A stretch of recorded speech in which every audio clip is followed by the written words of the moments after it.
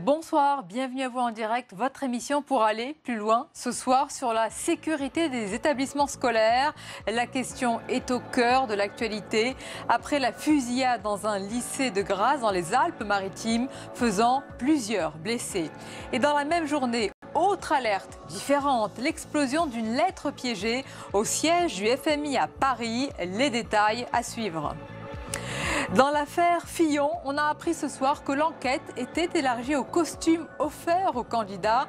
Et plus globalement, nous allons nous intéresser tout à l'heure aux relations souvent tumultueuses entre justice, politique et médias. Pour en parler, en notre compagnie, l'avocat pénaliste Jean-Yves Le Borgne et les grands reporters au monde Gérard Davet et Fabrice Lhomme. Enfin, entretien exceptionnel, il parle peu, il est rare dans les médias. Fondateur de Free, à l'origine de l'école 42, Xavier Niel multiplie les projets et les investissements. Alors, interview sur ses différentes activités, mais aussi sur la politique et son regard sur cette campagne présidentielle. Le grand entretien à suivre tout à l'heure. Voilà donc pour le programme. Merci d'être avec nous. Vos réactions avec le hashtag OVPL. Et avant d'accueillir mes premiers invités pour le débat, voici le tour d'horizon de l'actualité. Il est signé Flora Sauvage.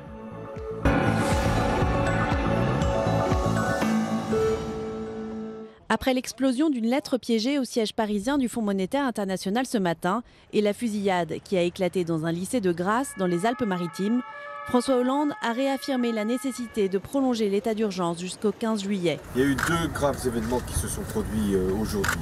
Tout cela me conduit, comme je l'ai fait d'ailleurs depuis le début de ce que nous avons pu appréhender comme menace sur notre pays, à justifier l'état d'urgence. Ça ne veut pas dire que c'est un état permanent, mais l'état d'urgence, c'est ce qui nous permet de faire certaines procédures. De son côté, le Conseil constitutionnel pose des conditions strictes pour la prolongation des assignations à résidence. Une vingtaine de personnes sont soumises actuellement à ce régime depuis novembre 2015. Benoît Hamon. Benoît Hamon a dévoilé un projet résolument tourné à gauche. Il privilégie une politique de la demande axée sur la consommation des ménages pour relancer l'économie. Tablant sur une croissance d'1,3% dès 2018, le candidat socialiste veut introduire une taxe sur les superprofits des banques à hauteur de 5 milliards d'euros, soit la moitié de leurs bénéfices annuels. Enfin, s'il amende sa proposition de revenu universel, Benoît Hamon veut taxer les bénéfices détournés des multinationales pour mettre fin à l'optimisation fiscale. À gauche. Il équilibre une politique de l'offre qui reste qu'il faut que nos entreprises soient compétitives, beaucoup par la recherche, la modernisation, l'innovation et même la robotisation. Mais de l'autre côté, il sait qu'on ne relancera pas avec des politiques d'austérité, donc il soutient la demande avec deux piliers, le pouvoir d'achat des Français, de tous les Français, notamment de tous ceux qui gagnent moins de 2 200 €, je pense aux salariés qui gagnent moins de 2 200 €, et deuxièmement, par les investissements, et notamment des investissements transition énergétique, rénovation urbaine, revivification du monde rural et modernisation du pays. À droite. Au lendemain de son ralliement à Emmanuel Macron, Jean-Baptiste Lemoyne fait l'objet d'une procédure d'exclusion par le parti Les Républicains. Âgé de 39 ans, le sénateur LR de Lyon a annoncé hier son soutien au leader du mouvement En Marche. Pour lui, Emmanuel Macron est le seul candidat d'une alternance crédible devenue pour lui impossible avec François Fillon. C'est le premier parlementaire de droite qui rallie le leader du mouvement En Marche. Emmanuel Macron. Finalement, la deuxième fois aura été la bonne. Lors de sa venue à Berlin en janvier, Emmanuel Macron n'avait pas réussi à rencontrer Angela Merkel. L'ancien ministre de l'économie s'est entretenu avec la chancelière allemande cet après-midi. Un honneur que seul François Fillon, parmi les autres candidats à la présidentielle, avait obtenu le 23 janvier. Économie. Bonne nouvelle pour le futur président de la République. La croissance devrait accélérer au deuxième trimestre selon les prévisions de l'INSEE. L'Institut national de la statistique révise à la hausse sa prévision au deuxième trimestre à 0,5%. Le taux de chômage devrait poursuivre sa lente décrue. L'INSEE table sur une baisse du taux à 9,5% de la population active en métropole.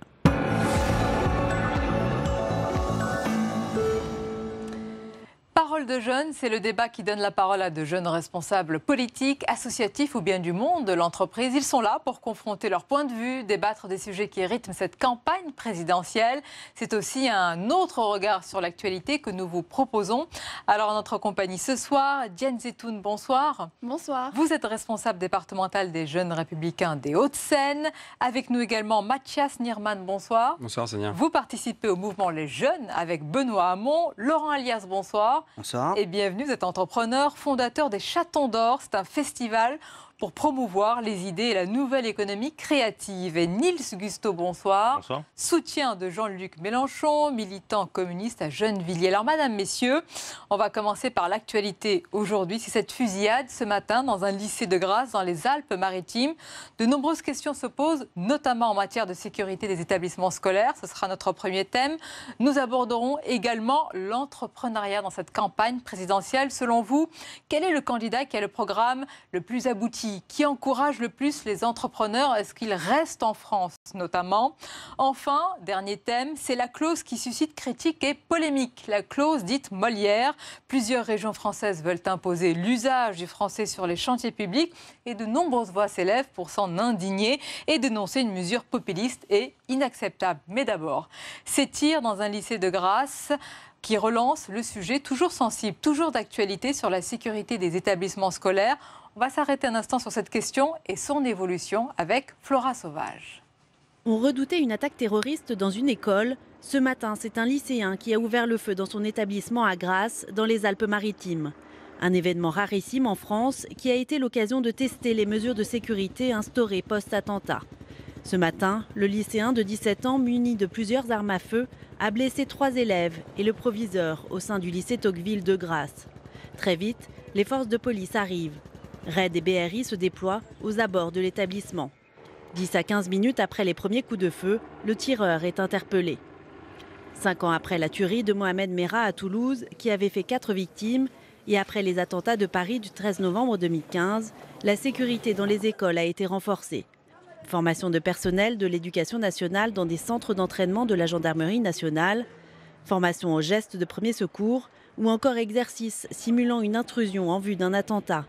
Désormais, une cellule de crise peut être déployée en quelques minutes, mais le risque zéro n'existe pas. Et on va parler en détail de cette question de la sécurité. Mais d'abord, je voulais vous faire réagir, Nils Gusteau, une réflexion sur l'acte lui-même par un individu fasciné par les armes, très jeune, 16 ans, 17 ans. Certains font un rapprochement avec les fusillades de masse. Là, on est dans tout autre bilan, mais des fusillades très lourdes qui marquent l'Amérique avec cette ultra-violence. Est-ce que vous y voyez également un rapprochement? Est-ce qu'il est pertinent selon vous? J'espère déjà qu'on ne se rapproche pas de ça. Au passage, je condamne évidemment totalement cet acte qui voulait être criminel, qui a heureusement raté son coup. Et aussi toute ma solidarité aux proviseurs, aux professeurs, mais surtout je pense aussi aux élèves, parce que j'étais lycéen l'année dernière, et j'imagine le choc qui doit être le leur ce soir. Alors je voudrais juste faire un appel, c'est un appel au gouvernement, parce qu'il ne faut pas réagir dans l'émotion. Donc depuis 2 ans, on vit des situations et des moments très difficiles avec les attentats.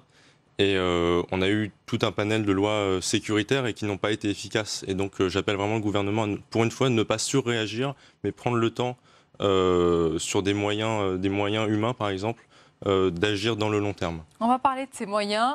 Mathias Nierman, toutefois, c'est la première fois qu'en France, un élève ouvre le feu dans un établissement scolaire, un élève de cet âge-là. Est-ce que ça vous interroge sur cette violence? Alors, on ne va pas généraliser, mais enfin quand même, dans un établissement scolaire, ce qui se passe aujourd'hui, qu'est-ce que ça vous inspire? Je suis évidemment choqué, comme Nils l'a dit à juste titre. Pensez pour les victimes, en tout cas pour les blessés, heureusement il n'y a pas eu de victimes. J'aimerais quand même, et votre reportage l'a très bien souligné, rappeler que depuis les attentats qui ont émaillé la France en 2015, un certain nombre de mesures ont été prises, notamment de formation des personnels enseignants encadrants sur le confinement. Ces mesures et ces réflexes, ils ont été mis en œuvre aujourd'hui même, et il semblerait que ces réflexes ont été les bons et ont peut-être permis d'éviter le pire. Bon, il y a quand même un sujet qui m'interpelle. D'abord, j'aimerais simplement appeler les uns et les autres à éviter les réactions à l'emporte-pièce, éviter le concours l'épine de la proposition, On avait entendu beaucoup parler des campagne présidentielle. Oui, on avait beaucoup entendu parler des portiques de sécurité qui sont en réalité une fausse bonne idée puisqu'ils créent des attroupements devant les lycées. Moi, ce qui m'interpelle en premier chef, il est trop tôt pour dire quel est le profil de ce jeune homme, mais en tout cas, c'est la facilité déconcertante avec laquelle aujourd'hui en France, on peut se procurer des armes de guerre. Ça, c'est un autre Et il y a un vrai sujet majeur. qui est celui du darknet. Alors, encore une fois, on n'a aucun élément sur le mode opératoire pour se procurer ces mêmes armes, mais aujourd'hui, sur le darknet, vous pouvez vous procurer tous les produits stupéfiants que vous le souhaitez, en 2 clics. Vous pouvez vous procurer des armes à feu et les recevoir à votre domicile. Donc je crois qu'il faut une action collective au plan international pour agir, pour endiguer ce phénomène. Et le deuxième aspect, et je rejoins mon voisin de gauche sur les moyens humains, il faut aller plus loin. Le risque zéro n'existe pas. Alors, mais en formant les personnels... Restons là-dessus. Le risque zéro n'existe pas. Évidemment, l'assurance zéro n'existe pas. Jane Zitoun, toutefois, les violences dans les lycées, autour des établissements, on en a connu ces dernières semaines. Alors, comparaison ne vaut absolument pas raison. Je vais faire attention. Il y a eu des violences et même une intrusion violente dans des lycées de Seine-Saint-Denis. Enfin, tout cela marque et marque encore plus dans une campagne présidentielle. Il faut faire attention à toutes les mesures qui sont dites. Comment, selon vous, s'il devait y avoir une mesure, comment mieux sécuriser aux abords et dans les établissements scolaires ?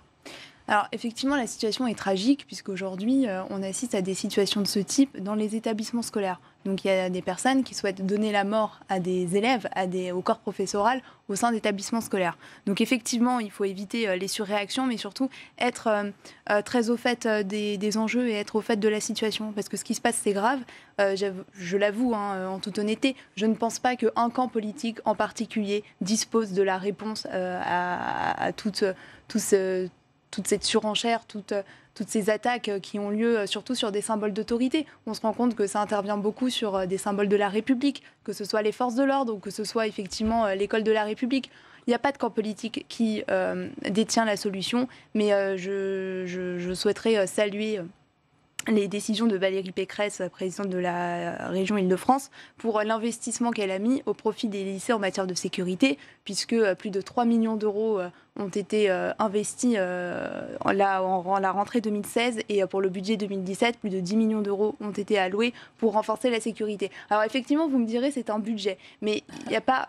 Je veux dire, à un moment, il n'y a pas de 10 000 solutions. Si on veut assurer la sécurité aux abords des établissements, ça passe par le renforcement de la vidéoprotection. Ça passe effectivement... On voit bien déjà qu'il y a un clivage, même si vous dites qu'il n'y a pas de camp politique. Là, on parle de moyens humains. Et là, vous parlez davantage de mesures telles que la vidéosurveillance. La vidéosurveillance, mais aussi mettre du personnel de sécurité devant les lycées. De la part de quelqu'un qui soutient M. Fillon, qui, sous son gouvernement, a supprimé 12 000 postes de policiers, c'est assez osé. Fillon, dans son programme, si vous l'avez lu, Monsieur Fillon, dans son programme, propose actuellement de former... déjà supprimé beaucoup et on va vous éviter d'en supprimer. D'accord, donc je pense à un moment, il va falloir se connecter sur le site www.fillon2017.fr puisque François Fillon propose la formation justement la trêve est de courte durée. Laurent Elias, vous qui n'êtes pas engagé politiquement, contrairement aux 3 représentants, si je puis dire ici, c'est le cas politique et jeunes représentants politiques. Vous avez un regard plus distancié sur les mesures, donc je ne vais pas vous demander votre avis sur les mesures, mais est-ce que ça vous interpelle ?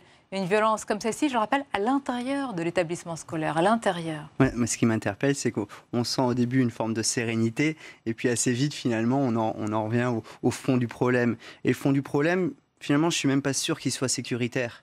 Le fond du problème, il est sur l'éducation, sur l'isolement de ces jeunes qui n'ont plus rien à quoi se rattacher à la vie, une grande souffrance pour certains d'entre eux. Je pense qu'il vaut mieux s'attaquer à la racine du problème plutôt que de saupoudrer et d'essayer. De toute façon, on ne pourra pas transformer nos écoles en prison. Donc, il y a un moment, si un jeune veut passer à une action comme celle-là, on ne pourra rien y faire d'un point de vue... on pourra avoir des petites mesures. Ce qu'il faut absolument résoudre, c'est pourquoi il en arrive à ça. Et c'est bien plus tôt, bien plus en amont, bien plus profond, bien plus structurel. Oui. Dans votre système éducatif que parfois on décrit à bout de souffle, pouvoir identifier un tel comportement, en tous les cas voir les germes, etc., c'est très compliqué, dans souvent des classes surchargées, dans des établissements où on ne peut pas suivre chaque élève. C'est la question des moyens humains que j'évoquais, c'est-à-dire qu'il y a des moyens humains qui sont nécessaires dans la police de proximité, ne pas les supprimer, et en créer. Donc une police de proximité qui puisse assurer sa présence sur le territoire tout le temps. Mais aussi, évidemment, des moyens dans l'éducation, parce que quand on a des professeurs mal formés qui font face à 35 élèves, c'est un peu plus difficile de repérer les cas des élèves comme celui qui a fait cet acte à Grasse tout à l'heure. Moi, je vois à Gennevilliers, dans le lycée dans lequel j'étais, dans zone d'éducation prioritaire, les professeurs sont obligés de se battre pour défendre leurs moyens. C'est ça qui n'est pas normal. On va conclure. Oui, vous voulez ajouter quelque chose? On parle de Gennevilliers où il y a des voitures qui sont brûlées tous les soirs. Moi, d'un mot, pour être un peu plus constructif sur le sujet, je crois que il est trop tôt pour essayer de comprendre le phénomène de radicalisation, quelque part, qui a conduit ce jeune homme à se présenter dans son établissement lourdement armé. Mais en tout cas, je crois que ce soir, on sera d'accord pour apporter un puissant démenti à ceux qui prétendent qu'expliquer, c'est pardonner. Et je crois que comprendre et tenter de... Ça vaut pour la radicalisation que l'on connaît et qui a engendré de tragiques conséquences en France. Mais d'enrayer ce phénomène à la racine, c'est évidemment un sujet prioritaire. Alors, autre sujet de cette campagne présidentielle dont on parle peu, il s'agit de savoir, c'est la question que l'on pose, qui parle le mieux aux entrepreneurs? Comment davantage susciter l'entrepreneuriat en France? Alors, on va écouter sur ce sujet votre candidat, Edjian Zetoun. C'est l'un des candidats qui a été le mieux, peut-être le candidat qui a été le mieux reçu lors d'une rencontre avec les patrons de PME, de petites et moyennes entreprises, François Fillon. Dans un pays qui rencontre autant de difficultés économiques et sociales, je le dis avec toute la force de conviction dont je suis capable, il faut une rupture. Oui, il faut casser la baraque pour la reconstruire autrement. Le candidat a promis un choc de compétitivité avec la fusion du CICE et des allègements de charges en un seul dispositif, la fin de l'ISF et des 35 heures. Son programme continue de séduire les entrepreneurs. Voilà, c'était le 6 mars dernier. Alors, Laurent Elias, le jeune entrepreneur que vous êtes, que pense-t-il des différents programmes qui peut susciter l'envie d'aller de l'avant, tout simplement, d'entreprendre, d'être créé en France, chez nous? J'aime bien que vous utilisiez le mot entrepreneur plutôt que patron. Je pense qu'il faut casser cette image de patron avec le gros cigare aux lèvres. Je pense qu'il faut qu'on arrête, je pense, vraiment, d'essayer de se dire qu'un politique doit parler à un entrepreneur, à un retraité. Moi, j'aimerais qu'on parle aux citoyens, en fait. Et, parce que finalement, l'entrepreneur, il n'attend pas de protéger son petit précaré, ou comme le retraité va essayer de protéger sa petite retraite, et puis chacun va dire bah voilà, on va faire une petite réforme ici qui va s'appliquer à toi retraité, à toi en demande d'emploi, en toi chef d'entreprise, en toi etc. etc. C'est un projet global qu'il faut élire là dans 38 jours, pas un projet qui va aller sinon on va retomber finalement dans cette scission entre la droite et la gauche qui vont essayer de tirer d'un côté, tirer de l'autre, essayer de parler à certains, parler à d'autres, alors qu'un président de la République est là pour fédérer, il est là pour parler à tout le monde, pas seulement aux entrepreneurs, et il est surtout pas là pour opposer les entrepreneurs ou les chefs d'entreprise. Très belle réponse, très bien pensée, mais avec un peu de langue de bois, puisqu'elle ne répond pas à ma question. Vous me dites en fait qu'un candidat doit parler évidemment à tous les Français, mais s'il y avait un candidat pour vous qui, malgré tout, remplisse davantage les critères pour répondre aux demandes des entrepreneurs, ou peut-être quelques programmes, quelques idées phares. Déjà, s'il y en a un qu'il faut surtout, et c'est ce qui me perturbe le plus, c'est que beaucoup d'entrepreneurs ou de petits chefs d'entreprise vont voter pour Marine Le Pen, malheureusement, et il faut vraiment se poser la question. Donc j'espère, peut-être envoyer un message ce soir, essayez vraiment de vous poser la question, pourquoi est-ce que vous voteriez pour Marine Le Pen? Est-ce que c'est seulement parce que vous êtes contre un système qui est là depuis longtemps et qui est à bout de souffle? Et finalement, être contre, c'est seulement être contre, c'est être pour rien en fait. Mais alors vous êtes pour qui? Je suis pour qui? Vous essayez de me faire sortir ça. Pas du tout. Moi, je suis porte-voix des entrepreneurs. Gardez votre. Maintenant, une question plus précise. S'il y avait une mesure phare dans l'un des programmes des candidats qui viennent vraiment en aide aux entrepreneurs, quelle serait-elle? Moi, je trouve qu'il y a du pragmatisme chez un Hamon qui est assez intéressant aussi, mais qui, du fait du système des primaires, s'est enfermé très à gauche. Pareil pour François Fillon. Et finalement, on a une sorte de part et d'autre. On a François Fillon qui a essayé de tirer vers la droite et Benoît Hamon qui a tiré vers la gauche, laissant un trou béant pour Emmanuel Macron. Voilà. Et Emmanuel Macron, ce que je trouve intéressant, et encore une fois, je ne le soutiens pas publiquement, il y a une forme de pragmatisme dans sa politique, c'est-à-dire qu'il va prendre ce qui est intéressant à droite et ce qui est intéressant à gauche. Alors qu'on le voit autour du plateau, la droite et la gauche sont là depuis des années à se taper dessus et à s'opposer. Alors les réponses, Diane Zetoun. Quand vous entendez l'entrepreneur jeune, quand même, malgré tout, Laurent Elias, qu'est-ce que vous lui répondez ? Alors justement, il y a plus de 60% des jeunes en France qui sont intéressés par ce qu'on appelle le travail indépendant. Et moi j'aime bien ce terme qu'emploie François Fillon de travail indépendant parce que ça englobe aussi bien quand on est prestataire avec une compétence spécifique ou quand on est entrepreneur. Et la mesure phare de son programme pour les entrepreneurs, c'est déjà de fluidifier ces passerelles entre le travail indépendant et le salariat, puisque à un moment, on peut décider d'être prestataire pour une entreprise et derrière, dans une autre mission, reprendre son statut en tant qu'entrepreneur. Et cette fluidification, elle est intéressante parce qu'aujourd'hui, les entreprises, elles cherchent vraiment à embaucher une compétence à l'instant T et on a besoin de libéraliser tout ça. Alors voilà une mesure phare du programme de François Fillon, une mesure phare à présent du programme de Benoît Hamon, qui a été d'ailleurs présenté, détaillé aujourd'hui. Il se trouve qu'il y a un deuxième entrepreneur masqué autour de cette table ce soir et je suis là pour vous servir. Et effectivement, je crois qu'il y a d'abord un élément que j'aimerais rappeler. Moi, je me suis lancé à mon compte il y a un an. J'ai commencé par le statut d'auto-entrepreneur qu'ont choisi plus de 1,2 million de nos compatriotes et qui, je crois, est à certains égards une vraie réussite car il permet à tout un chacun de se lancer avec des aides, des allègements de charges, des subventions. Donc c'est, je crois, quand même un élément. Ça avait été lancé par la droite, enrichi par la gauche, mais qui est une vraie réussite collective et dont on peut être assez fier. Lancé par qui déjà cette mesure ? C'était Hervé Novelli. Donc vous voyez, c'était Hervé Novelli. Vous êtes au-delà des clivages. Non, mais c'est toujours bon à souligner. Enfin. Mais absolument. Vous savez, moi j'ai soutenu Arnaud Montebourg pendant la primaire. J'ai même fondé avec de nombreux autres que je salue ce soir. Ils nous regardent sans doute. Le mouvement des jeunes avec Arnaud. Et Arnaud Montebourg a justement irrigué le logiciel de Benoît Hamon en lui apportant son soutien de cette logique de gauche entrepreneuriale, de gauche pro-business attachée à ses valeurs. D'ailleurs, il y avait une marque prépondérante aujourd'hui, si je puis dire une marque, puisqu'on a beaucoup entendu dans la bouche de Benoît Hamon parler du Made in France. Absolument, on l'a vu aujourd'hui, il y a un certain nombre de propositions qui ont été reprises à son compte par Benoît Hamon. On peut évidemment que s'en féliciter, notamment avec en réservant une part de marché public 50% aux PME Made in France. Mais aujourd'hui, il faut aller un petit peu plus loin, et d'ailleurs, tout le monde s'accorde à le dire, y compris Marine Le Pen, mais Emmanuel Macron, Benoît Hamon, il faut sortir du RSI qui est un enfer pour beaucoup d'entrepreneurs, une vraie difficulté à résoudre. Vous êtes tous d'accord, je crois. Non, mais en tout cas, il faut un statut social unique, il faut basculer les entrepreneurs au régime général, c'est une vraie demande, je peux évidemment m'en faire une vraie demande l'écho. Partagée quasiment par tous les candidats. Dans l'ensemble des entrepreneurs, c'est un casse-tête. Niels Gusteau, une mesure phare, Jean-Luc Mélenchon est-il l'ami des entrepreneurs? Une ou deux propositions phares. Moi, d'abord, je crois qu'il y a deux problèmes principaux pour les entrepreneurs. D'une part, les taux d'intérêt beaucoup trop élevés, souvent pour les banques qui servent à la spéculation et qui ne servent pas à l'économie réelle. Pour ça, Jean-Luc Mélenchon... Les charges du gouvernement socialiste aussi. Ouais.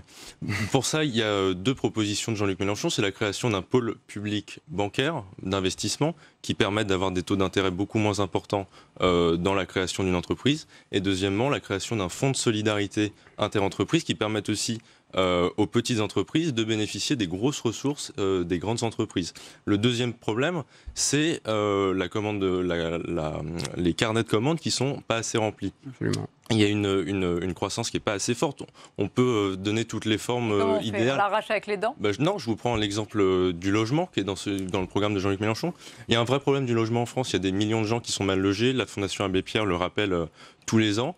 Nous, on propose de créer 200 000 logements donc qui permettent, par l'investissement des collectivités territoriales, de reconstruire du logement et de répondre à un vrai besoin de la population en faisant fonctionner les entreprises du bâtiment. C'est un exemple, mais je crois qu'il est assez représentatif de ce que tu disais, la globalité de notre programme. Un échantillon de propositions, de mesures concrètes, mais est-ce que finalement, Laurent Elias, les entrepreneurs n'ont pas davantage besoin de stabilité, tout simplement, d'une vision de l'environnement économique et fiscal dans lequel ils ont stop aux réformes, stop aux propositions. Dites-nous simplement quel est le chemin à suivre. Je crois qu'il y a besoin de pragmatisme. À ma droite, tout à l'heure, on a parlé de libéralisation. Je ne suis pas sûr qu'il faille parler de libéralisation. On est déjà dans une économie mondialisée, suffisamment libéralisée. Il y a besoin de simplifier les démarches. Vous le ressentez, vous, Laurent, au quotidien? On le ressent au quotidien. Et surtout, je pense qu'en France, le travail a été fait sur la création, sur le début, le lancement. Alors, l'auto-entrepreneuriat, c'est aussi un pansement par rapport au fait qu'il n'y ait pas de CDI. Là où c'est vraiment important de mettre toute notre énergie, c'est pas forcément sur la création, mais sur le développement. En France, on a ce qu'on appelle un plafond de verre. On n'arrive pas à développer des vraies grosses entreprises. Si vous regardez le CAC 40 aujourd'hui, ce sont que des sociétés qui ont plus de 40, 50 ans.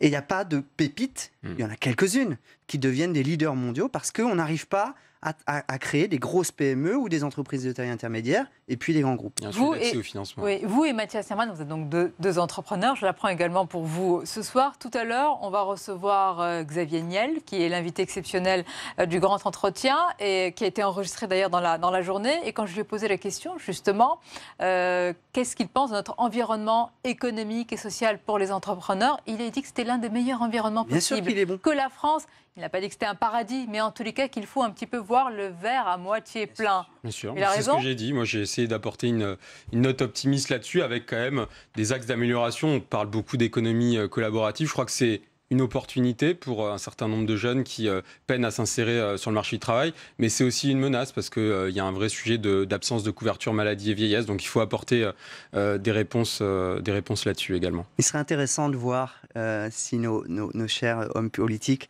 arriveraient à tenir finalement dans ce monde-là de la création d'entreprises, parce que on est obligé, on peut pas se tromper. En fait, on est obligé d'apporter des preuves de ce qu'on fait et on est obligé de se battre, pas seulement le faire savoir, mais aussi faire. Ça, c'est intéressant. Nils Gusteau et Jens Zetoun, je ne sais pas si vous allez vous consacrer à une carrière, comme on dit, politique aujourd'hui, mais c'est ce qu'on reproche souvent en politique, ce que vous entendez ce soir, c'est de ne pas être suffisamment confronté aux réalités économiques d'une entreprise avec le résultat à la fin, les salariés, toutes les charges qui sont inhérentes. Moi, j'ai 17 ans, donc vous me permettrez ça vous laisse de terminer mes études d'abord. Non, mais je voulais revenir sur la simplicité. Moi, les jeunes que je croise en porte-à-porte chaque semaine, ils ne veulent pas être milliardaires, comme le disait Macron.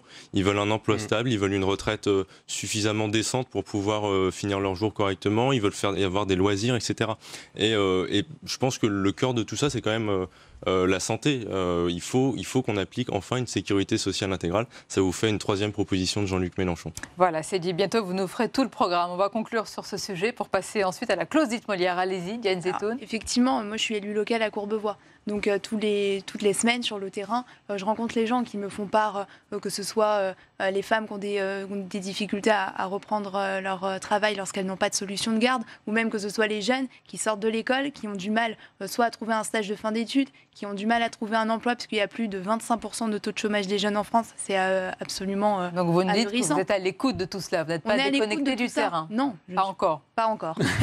Pas du tout d'ailleurs. Pas encore, les jeunes. Autre sujet. Ce sujet, il a mis d'accord, écoutez bien, la CGT et le MEDEF. C'est dire s'il est transgressif, ça vous fait sourire. La clause Molière, destinée à lutter contre l'afflux de travailleurs détachés européens, a été qualifiée de populiste et de dérive nationaliste. Alors d'abord, de quoi s'agit-il? Les détails avec Sandra Cerquera. Le principe de la clause Molière est simple. Tout ouvrier voulant travailler sur un chantier doit maîtriser le français. Son but, lutter contre le présumé dumping social que représentent les contrats de travailleurs détachés. Inventée par l'adjoint au maire d'Angoulême et reprise par quelques régions de droite, dans le Haut-Rhin depuis l'an dernier et plus récemment l'Île-de-France, cette clause suscite de fortes polémiques chez de nombreux représentants politiques, patronaux et syndicaux. Imaginez dans notre histoire si on avait fait ça depuis longtemps. Il y a beaucoup de choses qui ne seraient pas faites en France.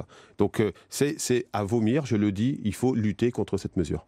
Mais pour le secteur du BTP, la clause Molière est avant tout une question de sécurité. En France, le nombre de travailleurs détachés augmente. Ils étaient plus de 290 000 en 2015, un chiffre en hausse de 25%. Alors, vous l'avez entendu, pour certains, comme Laurent Berger, les mots sont vifs, Nils Gusteau, mais est-ce que malgré tout, vous diriez c'est peut-être une solution inadaptée, mais pour un vrai problème? Il ne faut pas nier le problème. D'abord, je constate la radicalisation de Madame Pécresse. Attention à ce mot, de Madame Pécresse, dans sa haine contre les étrangers. Il y a un an, elle nous mettait en place la fin des aides pour les étrangers dans les transports. Aujourd'hui, ça se rapproche beaucoup de la préférence nationale, avec une discrimination totale et injuste des employés à l'embauche. Une haine des étrangers, je vais laisser réagir. Diane Zetoun, c'est quand même fort. C'est des propos très graves, la radicalisation de Madame Pécresse. Madame Pécresse, dans son rôle de présidente de la région Île-de-France, elle essaye de sauver les entreprises franciliennes qui croulent sous les charges du gouvernement socialiste. Oui. Il y a plus de 835 000 TPE et PME en Île-de-France, qui englobent plus de 4 millions de salariés. C'est des entreprises qui sont complètement étouffées par les charges, qui ont une concurrence déloyale. Effectivement, il faut lutter contre ça. Et c'est dans ce cadre-là qu'elle a créé la clause Molière pour privilégier les entreprises franciliennes. Pourquoi ? Parce qu'aujourd'hui, l'Île-de-France ne peut passer que par 54% des entreprises franciliennes, elles n'ont pas accès à l'ensemble des marchés publics. Et deuxièmement, d'un point de vue sécuritaire, moi je suis tout à fait d'accord, parce que quand on ne parle pas le français, on ne peut pas comprendre le cahier des charges. Donc on fait comment d'un point de vue sécurité ? Donc je suis désolée, la radicalisation de Madame Pécresse, c'est penser au développement des entreprises franciliennes et aux entrepreneurs qui se battent tous les jours. Ça la dérange, Madame Pécresse, quand un trader parle anglais ? Mais quand un trader parle anglais, c'est la langue. Mais c'est pas la même chose, c'est la langue internationale. Moi, quand je vais dans les autres pays, je parle anglais. Comment vous savez que les salariés ne parlent pas anglais ? Mais on est en France, on parle français. Ah bon. Oui. Alors, on va faire le tour de table. Votre avis Je crois que c'est, pardonnez-moi l'expression, c'est une mesure, au-delà de son caractère nauséabond, un poil débile. Dans le sens où aujourd'hui, si on pousse cette logique et si cette mesure dont je doute de la légalité, puisque le gouvernement s'en est saisi, et, ça ne m'étonnerait pas qu'elle soit in fine retoquée. Vous êtes aujourd'hui étranger en situation régulière en France, vous êtes réfugié en France, vous cherchez un emploi et vous allez vous heurter à cette clause Molière qui va vous empêcher d'accéder à l'insertion professionnelle qui est pourtant un vecteur d'intégration. Vous aviez raison en revanche, Sonia, c'est que derrière cela, il y a un vrai sujet, le travail détaché, qui initialement était destiné à apporter des solutions concrètes aux métiers pénuriques en faisant venir de la main-d'œuvre européenne sur notamment des métiers dans le BTP. Or, on a vu qu'il y a eu des abus avec le travail dissimulé sur un certain nombre de chantiers, le stade de Nice, la LGV Tours-Poitiers, à Flamanville également. C'est pour cette raison qu'Arnaud Montebourg, pendant la primaire, je me permets de le rappeler, souhaitait suspendre cette directive pour tout simplement imposer aux entreprises françaises d'offrir les mêmes conditions de rémunération et sociale aux salariés. Et l'avis de Laurent Alias ? Je pense que la question n'est pas là et la réponse est quelque peu hypocrite. Ce qui est important finalement, c'est la compétence. Si on avait, est-ce qu'on a besoin de parler le français pour être bon mais au-delà de toute cette histoire de parler français, ce qu'on n'ose pas dire, c'est qu'est-ce qu'on dit à l'entrepreneur francilien qui n'arrive plus à payer ses charges, qui a face à lui une concurrence déloyale avec un salarié qui va... je prends l'exemple d'une pose de parquet. Quand en France, on va payer à peu près 45 € le mètre carré de la pose de parquet parce que c'est le prix dont on a besoin pour pouvoir payer ses charges et qu'à côté, on va avoir une concurrence déloyale à 22 €, qu'est-ce qu'on dit à l'entrepreneur francilien ? Mais attaquez-vous à ce problème alors ? Pas de façon détournée. Oui. Là, on est en train de façon vous dites assez, oui, il faut vous attaquer. Vos candidats vont vous attaquer au même problème. On est en train de détourner le problème et de répondre de façon très alambiquée, voilà, à un problème qui finalement, j'ai l'impression, c'est de la préférence nationale déguisée. Et je pense pas qu'on soit encore. Je pense que le vrai problème, c'est quand même le gouvernement socialiste qui a écrasé les TPE et les PME de charge. Ce sont des avis différents. C'est une manière détournée, dérobée d'arriver à ce sujet. Et moi, j'aimerais souligner une chose, c'est que le vrai problème aujourd'hui sur les chantiers qu'il faut adresser de manière radicale, c'est les atteintes au code du travail avec le travail dissimulé et avec un renforcement des moyens de l'inspection du travail. C'est aussi un moyen de lutter contre le travail illégal. Ce sont des avis tranchés, c'est le principe d'un débat. La France, c'est le multi. Ce sont des gens qui ont construit la France, qui viennent de partout. Et je pense qu'il aurait dû lire un petit peu plus. Mais pour vous, il y a quand même un problème de fond dont doivent se saisir les différents candidats. Ça, c'est très important. Le mot de la fin ? Je rajouterais juste que aussi la France, malheureusement, à l'instant T, c'est des artisans qui déposent le bilan parce qu'ils n'ont plus de quoi payer leur salaire. salaire. C'est une réalité également. Merci en tous les cas. Merci pour ce parole de jeunes. On est ravis de vous recevoir, de tous les âges, de tous les partis, de toutes les tendances, entrepreneurs, on l'a dit aussi dans le monde associatif ou le monde politique, afin que vous puissiez confronter vos idées lors de cette campagne présidentielle. Alors dans quelques instants, place à présent au match des idées. Pour évoquer ce soir un trio, parfois qualifié d'infernal. C'est le trio justice, politique, médias. Quelle relation, quelle évolution? On va en parler dans quelques instants avec les journalistes grands reporters au monde, Gérard Davet, Fabrice Lhomme, et l'avocat pénaliste, ténor du barreau, Jean-Yves Le Borgne. A tout de suite après une courte pause.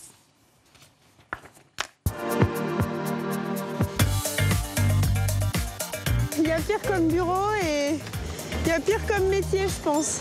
Dans cet épisode, l'équipe de La France qui réussit s'est penchée sur la destinée de Val Thorens, une jeune station devenue aujourd'hui incontournable dans le tourisme de la montagne.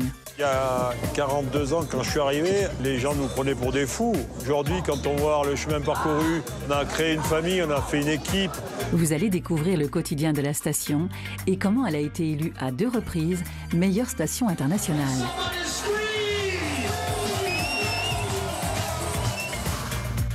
La France qui réussit, demain à 16h30 sur Public Sénat.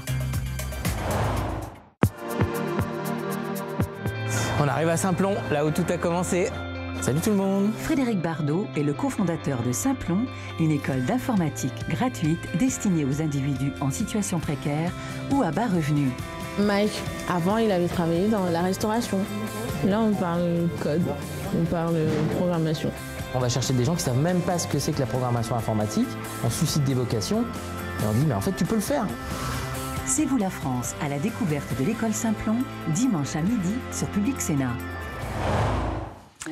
Et bienvenue à vous si vous nous rejoignez à l'instant. Nous sommes en direct, bien sûr. C'est votre émission. On va plus loin pour évoquer à présent un trio parfois qualifié d'infernal et qui rythme la vie publique. C'est le trio justice, politique, médias. Alors quelle relation, quelle évolution avec notamment, nous irons au-delà du feuilleton Fillon. On va en parler avec nos invités ce soir. Fabrice Lhomme, bonsoir. Bonsoir. Et Gérard Davet, bonsoir. Bonsoir. On a le plaisir de vous recevoir tous les deux. Vous êtes grands reporters au monde et les auteurs de ce livre qui est désormais en version poche. Un président ne devrait pas dire ça. Avec nous, face à vous, maître Jean-Yves Le Borgne, bonsoir. Bonsoir. Avocat pénaliste, ténor du barreau. Et vous publiez Changer la justice aux éditions PUF. Vous livrez, on va en parler en détail, votre vision de ce que devrait être la justice de demain. Alors messieurs, on va évoquer en détail la relation, l'évolution selon vous de ce qui se passe, du trio justice, politique et médias. Mais d'abord, il y a un énième rebondissement dans le feuilleton Fillon, maître Le Borgne. Encore un chapitre. On a appris ce soir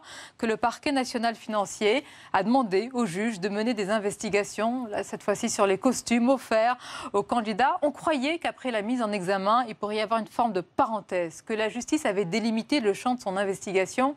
Il s'élargit encore.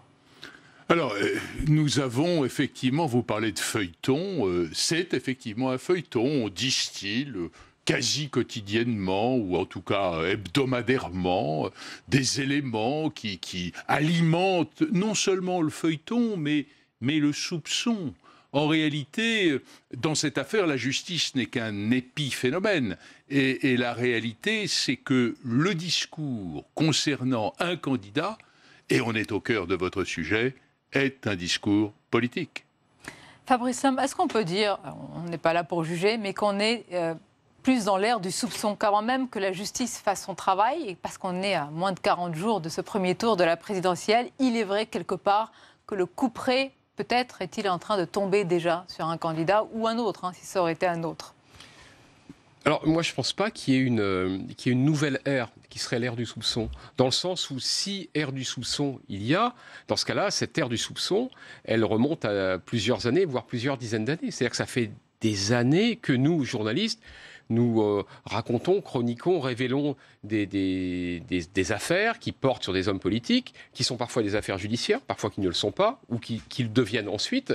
Et on est régulièrement accusé d'ailleurs de jeter justement le soupçon, l'opprobre sur tel ou tel homme politique. C'est pas nouveau du tout. Là, simplement, dans l'affaire Fillon, ce qui est assez flagrant, et qui est peut-être une forme d'originalité en quelque sorte, c'est que la mise en cause d'un homme politique qui jusqu'alors n'avait pas été réellement mis en cause dans une affaire judiciaire sur un problème de probité en tous les cas, apparaissent au moment où l'élection présidentielle est en train de se lancer. Donc ça c'est une nouveauté, donc le télescopage est assez frappant, mais sur le fait de savoir si on jette le soupçon sur un homme politique par les médias interposés, c'est absolument pas nouveau, mais je rappelle quand même, il faut toujours ne pas confondre le message et le messager. Là, en l'occurrence, est-ce que ce sont les journalistes qui jettent le soupçon sur un homme politique ou est-ce que c'est la justice ou les deux ? Moi, je crois que c'est, en l'occurrence, ça a d'abord été la presse, la justice en est saisie. Alors, est-ce que c'est un couple infernal ? Mais est-ce que c'est un couple ? Je ne crois pas. Est-ce qu'il est infernal ? Eh ben, on verra à l'arrivée. Si François Fillon devait être condamné, on ne dira pas que ça aura été une procédure infernale. C'est peut-être que juste que la justice aura fait son travail, mais pour l'instant, on n'en sait rien. Le résultat n'est pas encore connu. Je vais vous laisser réagir dans un instant, Gérard Davet. Je vous voyais un petit peu tiquer, maître. Ah oui, parce que, si vous voulez, vous nous présentez cette affaire comme un télescopage qui serait au fond une sorte d'accident de l'histoire, l'étonnante concomitance entre une élection présidentielle et des révélations qui ne sont quand même pas particulièrement positives à l'égard d'un candidat. Il est évident que ce n'est pas un télescopage de hasard et que cette façon de distiller chaque semaine des éléments nouveaux qui aussi, il faut bien le dire, portent sur des faits qui ne sont pas tous extraordinairement intéressants. C'est ce développement d'enquête sur les costumes de M. Fillon. Sera-ce les chaussettes la semaine prochaine ? Enfin écoutez, est-ce que tout cela est bien sérieux lorsque l'on voit les enjeux qui sont en présence ? D'un côté, l'avenir de la France, disons-le, comment elle sera gouvernée, par quel programme elle évoluera. Par qui éventuellement ? Et par qui éventuellement, bien sûr. C'est la raison pour laquelle, quand vous dites on n'est pas dans l'ère de soupçon, ça dure depuis longtemps. On est peut-être entré, et je crois qu'on est entré dans l'ère du soupçon depuis longtemps. D'ailleurs, ça ne concerne pas que François Fillon. On focalise un peu sur François Fillon, mais il y a Marine Le Pen qui est convoquée en justice et dont on parle. Il y a une enquête, je ne suis pas sûr qu'elle aboutisse, mais enfin, concernant M. Macron sur ce que j'appellerais l'affaire de Las Vegas. En réalité, il y a une sorte de démangeaison pour que les hommes soient coupables. Est-ce que c'est très sain ? Mais ce que je comprends pas, c'est qu'est-ce qu'il faut faire ? Alors, il faut interdire à la justice d'enquêter sur les hommes politiques et aux journalistes aussi ? Écoutez, ça, c'est ce qui se passe en Russie. Ça peut être un projet qui vous intéresse. Il n'est pas question de dire... c'est quoi la solution ? il n'est pas question de dire que la liberté de la presse doit être mise en cause. Mais si vous voulez... Non, mais il y a un moment où l'usage de certaines libertés parfaitement respectables, et je trouve que la liberté de la presse est fondamentale dans une démocratie, est une manière, reconnaissons-le, ce n'est pas coupable que de faire de la politique, mais il y a une certaine façon de s'exprimer, un certain moment auquel certaines choses sont évoquées, qui ne sont pas des hasards, qui sont des polémiques politiques. Gérard Davet. Alors il y a... Maître Jean-Yves Le Borgne qui vous dit qu'il y a une forme de condamnation médiatique qui tombe finalement avant la sentence de la justice. Une tentation de disqualification d'un candidat. Nathan, précisons-le quand même, il est normal de savoir pour qui on va voter. Bien sûr. Je ne sais pas s'il faut aller jusqu'aux chaussettes, mais enfin, il est normal qu'il fasse face à la justice. Mais alors qu'est-ce que vous pensez de ce soupçon-là, justement ? Moi, ce que je trouve... Enfin, il faut toujours revenir aux faits. Ce que je trouve intéressant, c'est par exemple, de nommer les médias qui ont sorti les informations. On commence par le Carl enchaîné, ensuite il y a eu le JDD, après il y a eu Libération, il y a eu Le Parisien et il y a eu Le Monde, nous-mêmes. On ne peut pas imaginer 5 médias plus dissemblables et différents, avec des sources différentes. Donc, imaginez qu'il y aura un complot géant organisé par 2-3 personnes qui distilleraient... Non, ça ne marche pas comme ça. La vérité, c'est que le Canard enchaîné a enquêté, a trouvé une information, les a sorties, les autres confrères emboîtent le pas et font leur travail logiquement. Moi, ce que je regrette, c'est pas tellement que ça sorte maintenant. Je pense qu'il vaut mieux que ça sorte avant l'élection. Mais ce que je regrette, c'est qu'on ne l'ait pas fait avant ce travail. C'est comme c'est un hasard qu'on c'est comme DSK, mais je pense qu'on aurait dû le faire avant. Quand nous avons sorti avec Fabrice l'affaire Jouillet-Fillon, puisqu'il est convenu de l'appeler comme ça, ce travail-là, nous l'avions fait il y a 1 an et demi, 2 ans, et à l'époque, on avait poussé les cris d'orfraie parce qu'on avait osé mettre un pied dans un magasin de porcelaine et expliquer un petit peu comment se passaient les choses en politique, en tout cas dans les masses politiques. Bon, et ben là aujourd'hui, les choses se disent et se font, et je pense sincèrement que pour le coup, il n'y a pas de couple infernal médiatico-judiciaire. Je pense que les juges font leur travail d'un côté et les journalistes font leur de l'autre. Voilà. Mais je ne dis pas le contraire, soyons clairs. Je n'accuse pas un complot politicien. Ce que je crois, c'est qu'il y a du côté de la presse, comme du côté de la justice, une tentation politique. Alors, soyons clairs.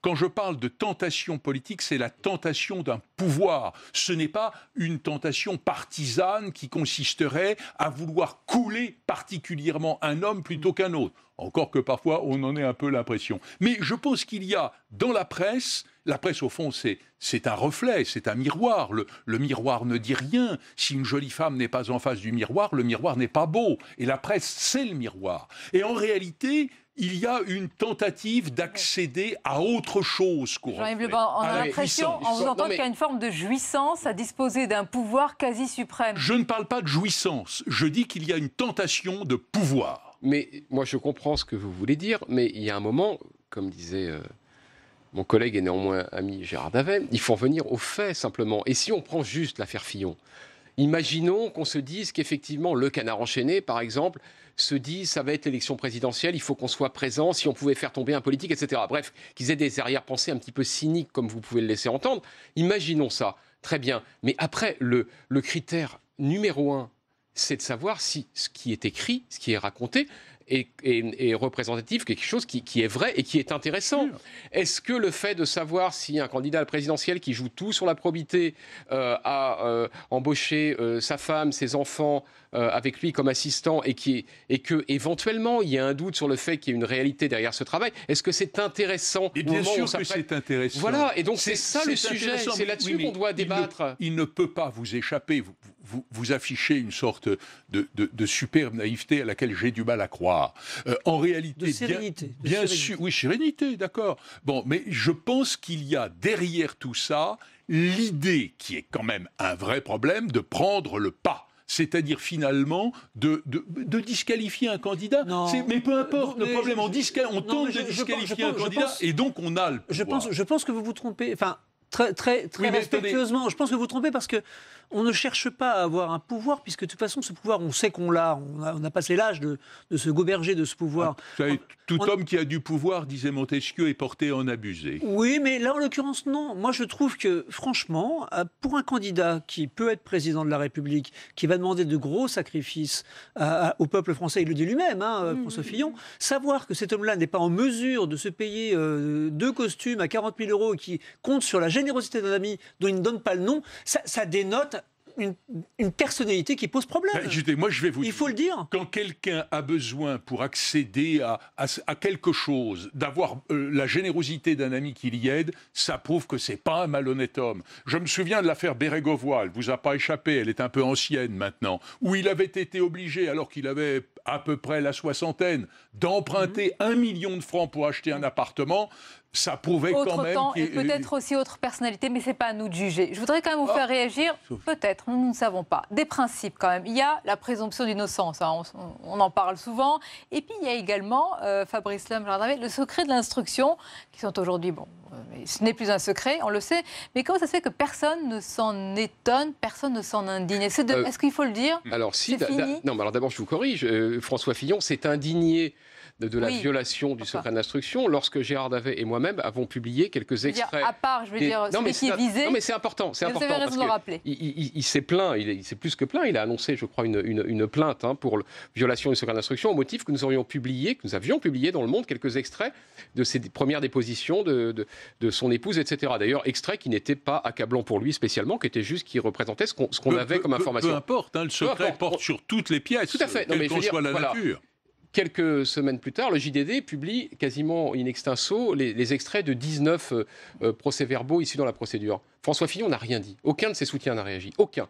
C'est curieux quand même. Quand c'est nous qui sortons mais des bribes d'informations, il dépose plainte et il dénonce, parce qu'évidemment c'était le jeu, dénonce un complot politique, parce qu'évidemment, comme nous avons fait un livre sur François Hollande, c'est un complot politique. Dans l'affaire Jouillet-Fillon, justement, François Fillon a utilisé le même argument. Donc c'est une gigantesque hypocrisie. Les hommes politiques passent leur temps à essayer d'instrumentaliser les journalistes en leur donnant, lorsqu'ils sont ministres de l'Intérieur, par exemple, des procès-verbaux, quand ça les arrange. Et ils dénoncent ces violations de secret d'instruction lorsque ça les met en cause. Alors, écoutez, j'en suis le témoin. Et accessoirement, je conclus en disant que les journalistes ne sont pas tenus au secret d'instruction.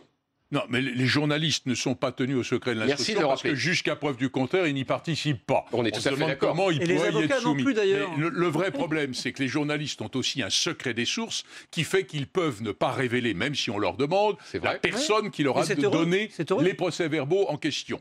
Peut-être, sauf qu'en réalité, le vrai problème, c'est que fuite dans la presse, que ce soit dans vos mains ou dans d'autres, peu importe, il ne s'agit pas d'en faire une querelle de personne, mais fuite des éléments, curieusement, qui vont alimenter la chronique à l'encontre de François Fillon. Vous parliez, madame, tout à l'heure de la présomption d'innocence. C'est vrai que c'est inscrit dans tous les esprits des juristes, mais en réalité, cette affaire a éclaboussé le costume, si j'ose dire, de François Fillon, et j'ai tendance à penser que le bruit, l'orchestration, l'amplification de ce dossier avait comme seule et unique finalité précisément de constituer une arme politique contre lui. Vous disiez tout à l'heure, mais on verra bien le moment venu s'il est déclaré coupable ou pas. J'ai trouvé ce propos délicieux, alors que le problème finalement n'est pas là, parce que qu'il soit déclaré coupable ou innocent, ce sera dans 2 ans au mieux, et en réalité, ça n'aura plus aucun impact politique. Qu'est-ce que vous faites? Qu'est-ce que vous proposez? Vous tenez des propos auxquels tout le monde peut souscrire, c'est très bien, mais vous faites quoi concrètement? On ne publie pas d'articles. On attend dans 2 ans, on en publiera un article. Déjà, on s'abstient de publier des articles qui sont des reflets du dossier dont les PV semblent s'égailler par le courant d'air. Mais alors, on parle de quoi? On parle de manière abstraite? Alors, ce qui s'est passé, c'est qu'on a dit, je n'ai pas le souvenir du détail de vos articles, et faites-moi la grâce de penser que ce n'est pas ad hominem que je m'adresse à vous, mais un peu comme représentant de la presse en général, parce que vous êtes là. Bon, en réalité, on a présenté tous les éléments de cette affaire comme des éléments à charge. Alors, on a beau dire ce sont des faits, on verra s'ils sont corroborés ou pas. En réalité, aujourd'hui, c'est une arme lancée contre François Fillon. Et ça, c'est un problème. Vous me dites, quelle est la solution? Faut-il se taire? Je vous dis que je suis pour la liberté de la presse. Faut-il se modérer dans l'expression? Faut-il faire? C'est là et je crois que ça pose le problème.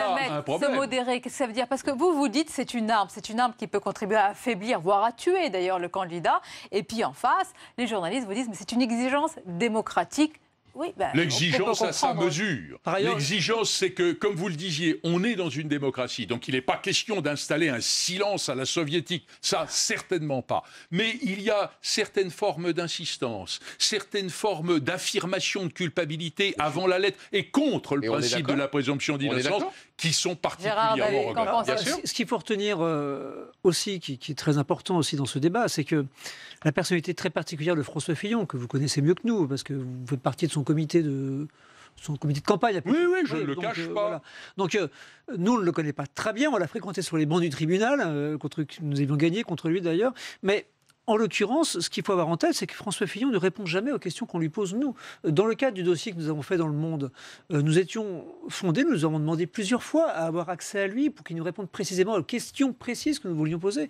Jamais on n'a eu accès à lui. Attendez, là, il y a un moment... Non, mais il y a un moment où c'est plus possible. C'est plus un problème de conférence de presse. Le fait que ce soit des articles à charge qui ne le sont pas en plus, et en même temps dire... on va aller au-delà du feuilleton Fillon, si c'est possible. Lorsqu'une affaire a un niveau de développement judiciaire, il n'est plus question de faire des confidences à quelques journalistes que ce soit, si respectable soit-il. Répondre à des questions précises. Maître Leborne, c'est la politique de François Fillon. Il l'a exposé au tribunal dans le procès qui nous a opposé à lui et qu'on a effectivement gagné à 2 reprises. Là, vous parlez d'autre chose. Non, mais c'est pas d'autre chose. François Fillon a dit devant la présidente du tribunal et devant c'était public, toute l'audience, il a dit j'ai pour habitude de ne pas répondre aux journalistes. Je ne réponds pas aux journalistes. C'est un droit. Oui, mais bien sûr, mais c'est compliqué après de se plaindre de dire on ne me donne pas la parole. Messieurs, je voudrais qu'on parle également de vos livres respectifs et au-delà du feuilleton Fillon qu'on va essayer de dépasser.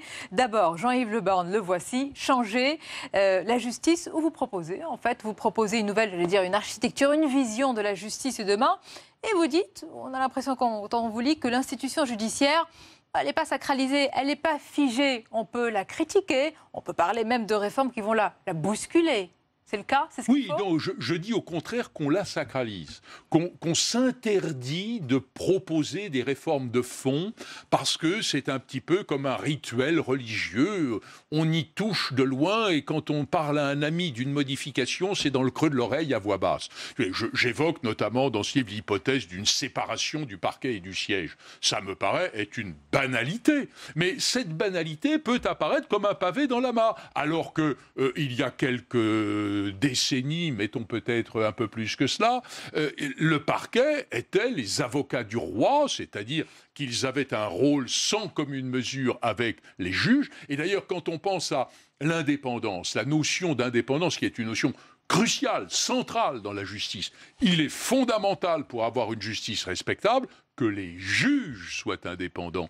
Mais cette idée d'un parquet indépendant, alors que le parquet soit autonome, que le parquet ne soit pas menacé, que sa parole ne soit pas sous tutelle. La parole est libre quand la plume est serve, vieil adage que l'on connaît depuis longtemps. Ça me paraît normal. Mais qu'un garde des Sceaux n'ait pas la possibilité de téléphoner à un procureur général pour lui dire, par exemple, que dans le cadre des femmes battues qui se révoltent tout à coup après des années, l'idée qu'il y ait une notion nouvelle de la légitime défense à laquelle il faut penser, ne pas l'imposer, mais l'évoquer. Et puis finalement, qu'est-ce que c'est que cette interdiction d'un rapport entre le gouvernement chargé de la politique pénale et les magistrats du parquet? Eh bien, j'ai préféré le téléphone à l'écrit. Moi, voyez-vous, je pense qu'il faut interdire l'intervention secrète, mais qu'il faut favoriser l'intervention officielle sur papier au grand jour. Est-ce que toutes ces réformes, ces pistes, ces mesures, elles sont intégrées dans le programme, je veux dire, de votre candidat, François Fillon?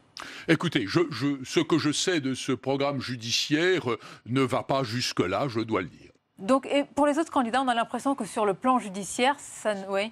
Écoutez, franchement, ça n'a pas l'air d'intéresser grand monde s'agissant de tous les candidats. Hein.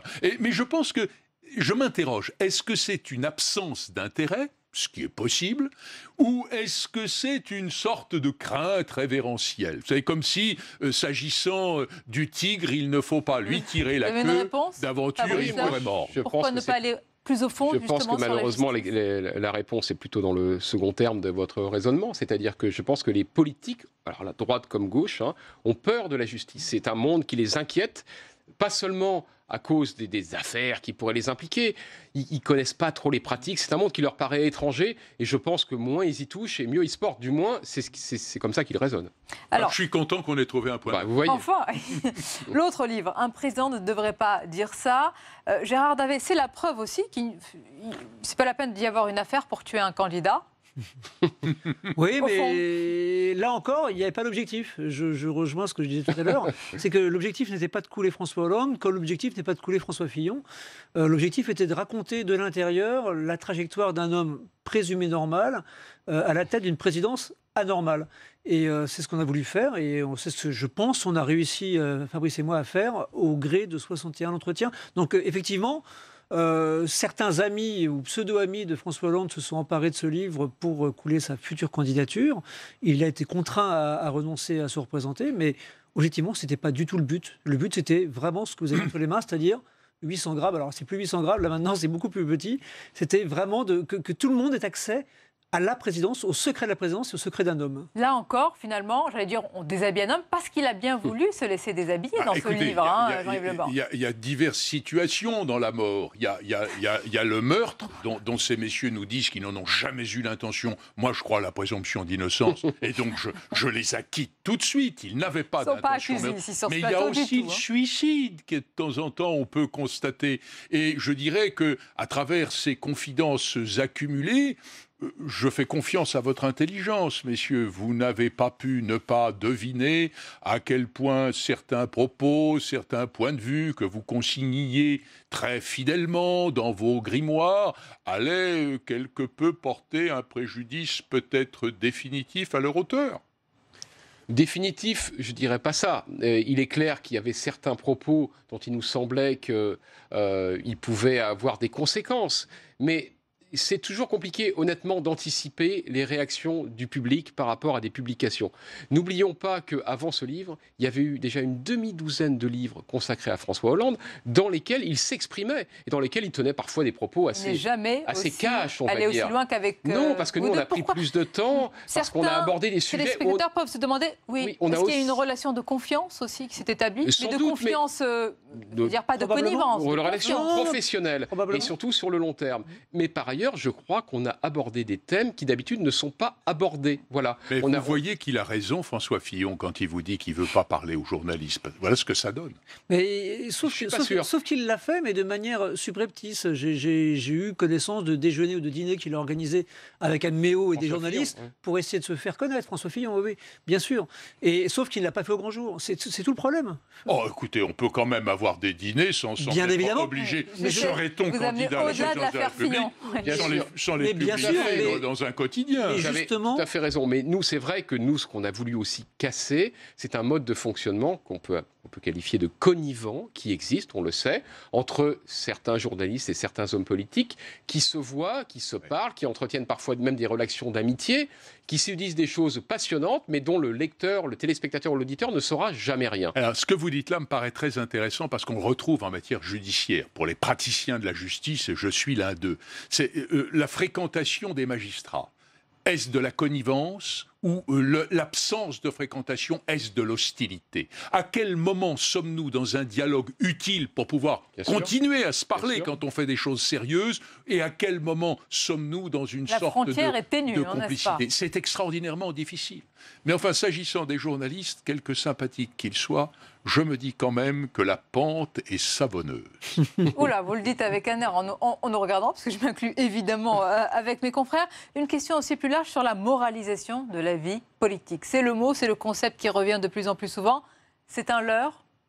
Non, je ne crois pas que ce soit un leurre. Ça arrive bien tardivement dans cette campagne quand même. C'est une nécessité. Mais il y a également, voyez-vous, toujours le problème entre l'intention favorable de la moralisation et puis l'abus de l'utilisation de cette intention louable à des fins qui vont au-delà de la moralisation et qui consistent à faire d'une arme politique un objet qui, à l'origine, n'était que moral. Gérard Davet, moralisation, c'est tout à fait normal. Transparence aussi. Est-ce vous vous demandez jusqu'où, justement, par exemple, dans ce livre, un président ne devrait pas dire ça?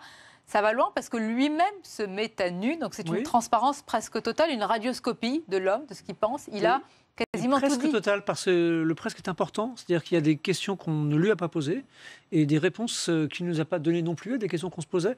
Donc, pour répondre à votre question précisément, je pense sincèrement que la transparence absolue, c'est quelque chose d'extrêmement dangereux et qui n'est pas souhaitable. En revanche, une transparence en termes de morale, d'éthique, de la vie publique, oui, ça me semble essentiel. Et donc, je pense qu'on est dans le cadre de l'affaire Fillon, mais pas que celle, l'affaire Le Pen aussi. Les soucis fiscaux des Le Pen, etc. Je pense qu'il y a un moment donné, effectivement, il va falloir qu'on se rende compte en France que quand on est élu de la République, avec des subsides de la République, on doit rendre des comptes à la République et donc aux citoyens, et donc dire clairement qui on est, ce qu'on fait et quel argent on a. Moi, ça me paraît juste le b.a.-ba. Je suis d'accord avec vous, avec juste une petite inquiétude conjoncturelle, qui est le fait que ce souci de moralisation, à le supposer pur et exclusif de toute intention, contrairement à ce que j'ai dit tout à l'heure, me paraît, en l'espèce, faire écran à un vrai débat de fond, ce qui fait que nous ne parlons que de ça. Ne pas en parler du tout, ce serait certainement une erreur, mais ne plus parler que de ça, sans parler de ce que les uns et les autres, parmi les candidats, proposent, ce que sera la France demain si Marine Le Pen la fait sortir de l'Europe ou si M. Hamon fait un revenu universel, c'est quand même le cœur des choses. Au fond, le cœur des choses est occulté. Est-ce une réussite? Non, mais moi je suis assez d'accord avec vous, mais je pense qu'on est un peu passé d'un extrême à l'autre.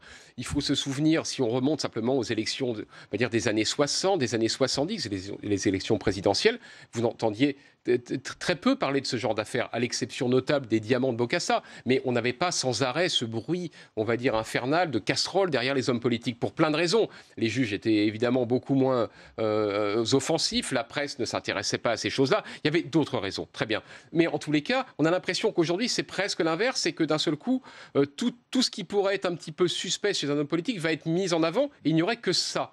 Et évidemment, il faut retrouver un peu de raison. Il est évident que s'agissant de François Fillon, on va revenir sur lui, mais ça peut être vrai pour Marine Le Pen ou pour Benoît Hamon ou n'importe qui. Il faut s'intéresser éventuellement à son train de vie, au rapport qu'il peut avoir avec l'éthique, la morale. Très bien, tout ça, il faut le faire, mais bien entendu, il faut aussi s'intéresser à son programme. C'est pour ça qu'on essaie de le faire modestement dans cette émission. Je vous remercie en tous les cas pour ce débat constructif, franc, direct, sur des questions qui sont sensibles et importantes, notamment qui ont percuté cette campagne présidentielle, messieurs. Je vais rappeler les titres de vos ouvrages respectifs. Jean-Yves Le Borne, changer la justice, vous la questionnez vraiment avec des réformes parfois radicales, mais dites-vous nécessaires pour la justice de demain. Et puis le voici, un livre de poche, mais une poche assez épaisse. Un président ne devrait pas dire ça. Gérard Davet, Fabrice Lam, grand reporter au Monde. Merci beaucoup, messieurs, merci à vous.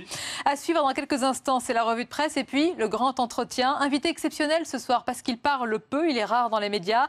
Xavier Niel, fondateur de Free, de l'école 42 et copropriétaire du Monde, messieurs, vous le savez bien. Et c'est juste après le tour d'horizon de l'actualité du jour.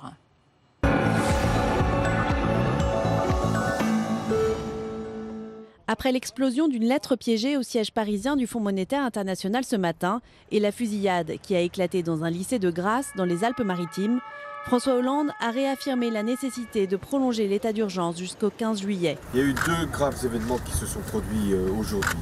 Tout cela me conduit, comme je l'ai fait d'ailleurs depuis le début de ce que nous avons pu appréhender comme menace sur notre pays, à justifier l'état d'urgence. Ça ne veut pas dire que c'est un état permanent, mais l'état d'urgence, c'est ce qui nous permet de faire certaines procédures. De son côté, le Conseil constitutionnel pose des conditions strictes pour la prolongation des assignations à résidence. Une vingtaine de personnes sont soumises actuellement à ce régime depuis novembre 2015. Benoît Hamon. Benoît Hamon a dévoilé un projet résolument tourné à gauche. Il privilégie une politique de la demande axée sur la consommation des ménages pour relancer l'économie. Tablant sur une croissance d'1,3% dès 2018, le candidat socialiste veut introduire une taxe sur les superprofits des banques à hauteur de 5 milliards d'euros, soit la moitié de leurs bénéfices annuels. Enfin, s'il amende sa proposition de revenu universel, Benoît Hamon veut taxer les bénéfices détournés des multinationales pour mettre fin à l'optimisation fiscale. À gauche. Il équilibre une politique de l'offre qui reste, qu'il faut que nos entreprises soient compétitives, beaucoup par la recherche, la modernisation, l'innovation et même la robotisation. Mais de l'autre côté, il sait qu'on ne relancera pas avec des politiques d'austérité, donc il soutient la demande avec 2 piliers, le pouvoir d'achat des Français, de tous les Français, notamment de tous ceux qui gagnent moins de 2200 €, je pense aux salariés qui gagnent moins de 2200 €, et deuxièmement, par les investissements, et notamment les investissements transition énergétique, rénovation urbaine, revivification du monde rural et modernisation du pays. À droite. Au lendemain de son ralliement à Emmanuel Macron, Jean-Baptiste Lemoyne fait l'objet d'une procédure d'exclusion par le parti Les Républicains. Âgé de 39 ans, le sénateur LR de Lyon a annoncé hier son soutien au leader du mouvement En Marche. Pour lui, Emmanuel Macron est le seul candidat d'une alternance crédible devenue pour lui impossible avec François Fillon. C'est le premier parlementaire de droite qui rallie le leader du mouvement En Marche. Emmanuel Macron. Finalement, la deuxième fois aura été la bonne. Lors de sa venue à Berlin en janvier, Emmanuel Macron n'avait pas réussi à rencontrer Angela Merkel. L'ancien ministre de l'économie s'est entretenu avec la chancelière allemande cet après-midi. Un honneur que seul François Fillon, parmi les autres candidats à la présidentielle, avait obtenu le 23 janvier. Économie. Bonne nouvelle pour le futur président de la République. La croissance devrait accélérer au 2e trimestre selon les prévisions de l'INSEE. L'Institut national de la statistique révise à la hausse sa prévision au 2e trimestre à 0,5%. Le taux de chômage devrait poursuivre sa lente décrue. L'INSEE table sur une baisse du taux à 9,5% de la population active en métropole.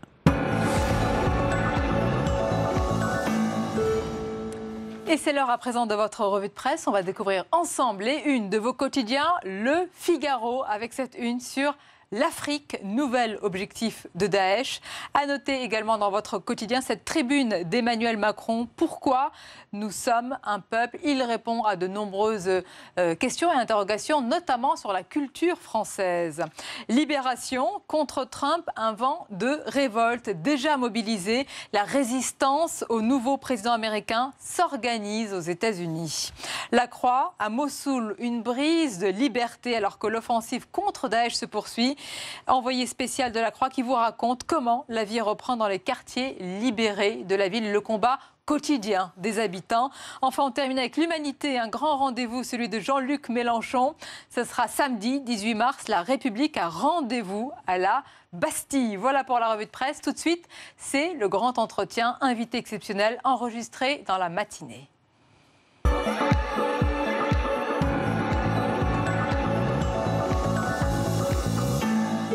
Mon invité, le fondateur de Free, il est aussi à l'origine de Station F, le plus grand campus de start-up qui ouvrira prochainement ses portes à la Halle Fraissinet. Il est également le cofondateur de l'école 42. Bonjour Xavier Niel. Bonjour, merci de m'accueillir. Alors nous sommes ici au Sénat et vous y êtes vous à l'occasion de la journée des entreprises qui est organisée par le Sénat, qui va accueillir près de 150 entrepreneurs.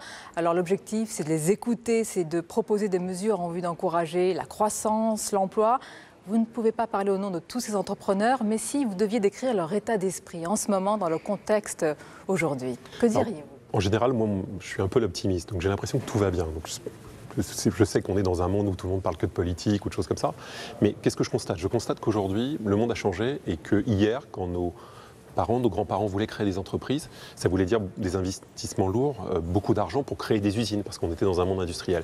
Et maintenant, on est passé dans un monde numérique où deux petits jeunes qui, il y a 15 ans, créent une petite start-up sans argent, deviennent le groupe le plus capitalisé au monde, c'est Google. Et donc, si vous voulez, c'est une chance pour tout jeune, où qu'il soit dans le monde, c'est d'avoir la possibilité de créer quelque chose qui soit directement mondial et automatiquement très gros. Donc, je pense qu'il faut vivre, et quand on est entrepreneur aujourd'hui, il faut accepter ce monde comme un monde plein d'optimisme dans lequel on peut créer des grandes choses au départ de la France. Parce que la France, c'est un pays fantastique pour créer des entreprises. Pour créer des entreprises, malgré le discours que vous connaissez très bien sur la lourdeur des charges, sur l'aspect administratif, vous dites aujourd'hui, pour un jeune qui nous écoute en ce moment, qui nous regarde, oui, il faut rester en France, ne pas quitter le pays, créer ici, développer ici. Toutes les conditions sont réunies? Moi, je pense qu'on est dans un endroit idéal pour créer une entreprise. Pourquoi ? Parce que contrairement à ce qu'on entend, on a des lois fiscales qui sont plutôt meilleures pour les entrepreneurs, hein, pas sur d'autres sujets, mais pour les entrepreneurs plutôt avantageuses. Et les choses qui ont été faites ces 10 dernières années font dans le bon sens. Donc ce discours ou ce message n'est pas politique, c'est pas un message de droite ou de gauche, c'est que globalement, les hommes politiques qu'on a pu avoir ces dernières années ont compris l'importance de l'entrepreneuriat. Ça, c'est le premier élément. Le deuxième élément, c'est que si le meilleur d'avoir un job, c'est de le créer soi-même. Et si on crée son entreprise, on crée son job. Mais je reviens sur le point suivant, c'est pourquoi en France et qu'est-ce qui nous aide en France? Eh bien en France, on est accompagné. Vous avez des tonnes d'exemples de lois qui facilitent la création d'entreprises par ou pour des jeunes. Typiquement, aujourd'hui, vous pouvez être au chômage, créer votre entreprise, et bien vous continuerez de percevoir le chômage pendant que vous créez votre entreprise. Ça existe nulle part ailleurs dans le monde de pouvoir être payé quand vous créez votre entreprise. Vous avez raison d'avoir un discours optimiste. Il nous fait presque du bien, mais tout ne va pas très bien, Madame la Marquise. Si vous deviez imaginez un programme idéal aujourd'hui, nous sommes en campagne présidentielle pour les entrepreneurs. Quelle serait la mesure phare pour aider aujourd'hui à l'emploi, à la croissance? Quand je vois des ministres et qui me demandent qu'est-ce que je dois faire, ma réponse est toujours la même. Ne touchez à rien. Le vrai besoin, c'est un besoin de stabilité. Est-ce que vous pensez que les lois fiscales ou les lois entrepreneuriales sont plus favorables en France qu'aux États-Unis? Oui. Elles sont plus favorables en France qu'aux États-Unis. Aux États-Unis, on paye plus d'impôts pour les entrepreneurs et c'est beaucoup plus dur en termes de papier, de complexité. Mais qu'est-ce qui change le fait qu'aux États-Unis, on ait des plus entrepreneurs? Simplement une mentalité, une envie pour des gens de créer des entreprises que l'on n'a pas assez en France. Et de quoi avons-nous besoin en France pour aller dans ce sens-là? De jeunes qui créent des entreprises et qui réussissent. Nous, on est déjà les vieux. On a besoin de succès de jeunes de 25 ou 30 ans qui créent des choses, qui fonctionnent et qui viennent et qui deviennent des idoles, comme on peut avoir des idoles dans ce monde-là. Aux jeunes, pardonnez-moi que vous étiez, vous l'êtes toujours, mais à la fin des années 90, vous-même, vous ne rêviez pas de la France. Vous étiez parti aux États-Unis et vous étiez parti pour voir s'il existait cet équipement qui regroupe l'Internet, la téléphonie mobile et la télévision. Vous avez tout de suite visité les États-Unis vous-même. Et je suis revenu en France pour apercevoir que ça n'existait pas et qu'il fallait mieux le faire en France parce que c'était plus simple. Et sur la base d'un produit français, j'ai réussi professionnellement ma vie. Et donc, si vous voulez, je suis ravi de cet exemple. C'est exactement ce que je souhaite dire aux jeunes. On a toujours l'impression que c'est mieux ailleurs, que l'herbe est plus verte de l'autre côté de nos frontières. Non, l'herbe, elle est super verte ici. On vit dans un pays fantastique pour vivre. C'est aussi un pays musée, mais dans le même temps, c'est un pays où on peut créer, entreprendre et réussir en créant des grandes choses. Et donc, c'est de pousser des jeunes ou de donner envie à des jeunes d'aller dans ce sens-là en créant leur propre entreprise. Et vous allez le faire justement avec la station F, la halle aux 1000 startups. Vous avez, je crois, posé la première pierre en 2014. On avait présenté à l'époque ce projet comme une Silicon Valley à la française. Mais dites-moi, Xavier Niel, c'est pas le modèle, la Silicon Valley, parce que c'est très concurrentiel, c'est des projets qu'on essaye même parfois de se piquer, etc. C'est pas votre modèle, et vous ? Moi, mon modèle, c'est de dire qu'on a déjà un écosystème qui marche très bien en France d'incubateurs, c'est-à-dire de lieux où on va prendre des jeunes et on va les aider à créer leur entreprise. Ce qui nous manque ou ce qui nous manquait, c'est un lieu un peu magique qui apporte l'image au-delà de nos frontières sur la France et qui aide l'ensemble de l'écosystème. Et c'est tout l'idée de Station F en disant dans Paris, sur 3,5 hectares de terrain, on crée un campus d'entreprise où des jeunes vont venir ou vont avoir envie de venir pour créer l'entreprise. Et donc l'idée de base, c'est de donner encore plus envie à encore plus de jeunes de créer leur entreprise. Et on fait ça dans Paris parce que c'est une ville mythique, mais l'idée, c'est d'irriguer l'ensemble de l'écosystème, d'abord parisien, ensuite national, ensuite européen.